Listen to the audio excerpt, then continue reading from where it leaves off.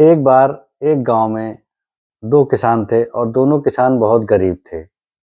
दोनों के पास जमीन का छोटा सा टुकड़ा था और उसी टुकड़े पे वो खेती किसानी करके अपने परिवार का पालन पोषण करते थे।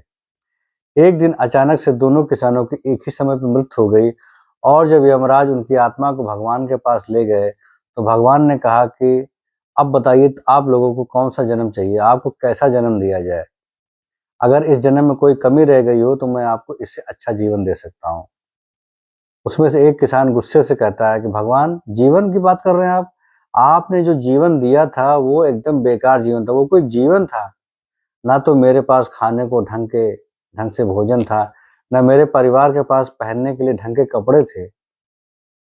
ये कोई जीवन था? थोड़ा बहुत जो खेती किसानी से आता था, कमाते थे, वो आधा खर्चा तो परिवार में हो जाता था और आधा पैसा कोई मांग के लेके चला जाता था। इसलिए मुझे इस बार ऐसा जीवन दीजिएगा कि मुझे किसी को देना ना पड़े और मुझे सबसे मिलता रहे। भगवान ने कहा तथास्तु। दूसरे किसान से भगवान ने कहा कि बताओ तुम्हारे जीवन में क्या कमी रह गई थी। दूसरे किसान ने कहा भगवान, मैं आपका शुक्रिया अदा करता हूँ, आपने जो मुझे जीवन दिया था उस जीवन में मुझे कोई शिकायत नहीं है। मेरे परिवार को दो समय का रोटी मिल जाता था और मेरा परिवार सुकून से सो जाता था। दो जोड़ी कपड़े मिल जाते थे, उसी में मेरा परिवार पूरा जीवन काट दिया।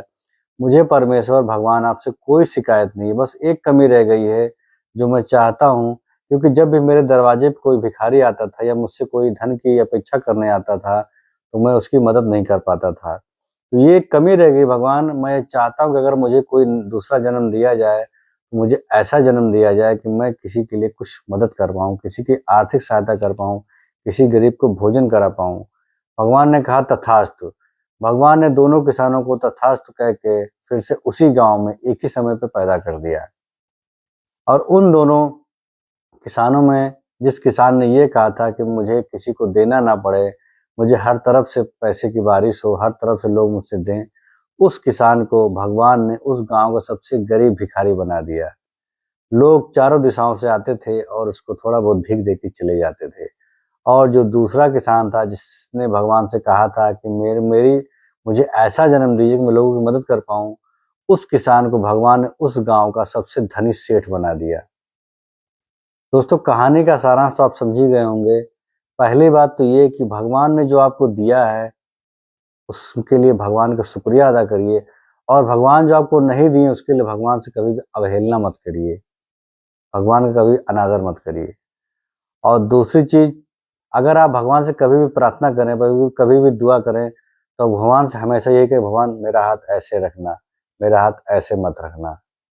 और याद रखिएगा, जब आप देने वालों में रहेंगे तो परमेश्वर भी खुश रहेगा। और भगवान से यही कहिए कि मेरा हाथ जब भी उठे परमेश्वर किसी को देने के लिए उठे, किसी से मांगने के लिए ना उठे, मुझे ऐसा बनाइएगा।